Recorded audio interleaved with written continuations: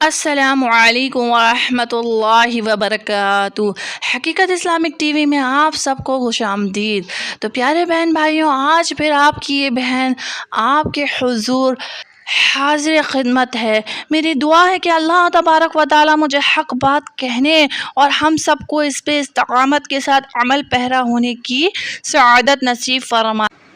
حدیث شریف میں آیا ہے کہ حضرت جبرائیل علیہ السلام بارگاہ رب العزت میں عرض کرتے ہیں کہ فلاں بندہ آپ سے اپنی حاجت طلب کرتا ہے، اس کی حاجت کو پورا فرما۔ حالانکہ اللہ تعالیٰ حاجت مند اور اس کی حاجت سے خوب باخبر ہے۔ اللہ تعالیٰ کا فرمان ہوتا ہے کہ میرے بندے کو سوال کرتا ہوا چھوڑ دے کہ میں اس کی آواز اور دعا کو سننا پسند کرتا ہوں۔